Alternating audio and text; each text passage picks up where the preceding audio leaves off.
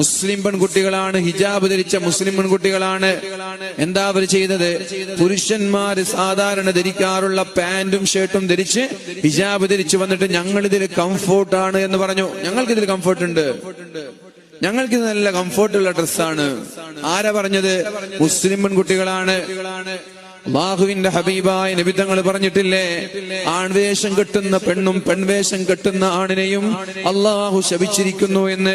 ആൺവേഷം കെട്ടുന്ന പെണ്ണും, അത് സർക്കാരിന്റെ തീരുമാനമാണെങ്കിലും തീരുമാനമില്ലെങ്കിലും, ആൺവേഷം കെട്ടുന്ന പെണ്ണിനെയും പെൺവേഷം കെട്ടുന്ന ആണിനെയും അല്ലാഹു ശപിച്ചിരിക്കുന്നു എന്നല്ല ഹദീസുകളിൽ കാണാൻ കഴിയുന്നത്. സത്യത്തിൽ അതൊരു ജെൻഡർ ന്യൂട്രാലിറ്റി ആണോ? ഞാൻ ചോദിക്കട്ടെ. നമ്മുടെ പെൺകുട്ടികളെയൊക്കെ പറഞ്ഞു പറ്റിക്കാണ്, നമ്മുടെ പെൺകുട്ടികളെയൊക്കെ പറഞ്ഞു പറ്റിക്കുകയാണ് ജെൻഡർ ന്യൂട്രാലിറ്റി എന്ന് പറഞ്ഞ്. അങ്ങനെയാണെങ്കിൽ ഇന്ന് നമ്മുടെ പെൺകുട്ടികൾ ആൺകുട്ടികൾ ധരിക്കുന്ന പാന്റും ഷർട്ടും ധരിച്ചു വന്നാൽ നാളെ ആൺകുട്ടികൾ ചൂരിദാർ ധരിച്ചു പോകണമെന്ന് എന്തേ പറയാത്തത്?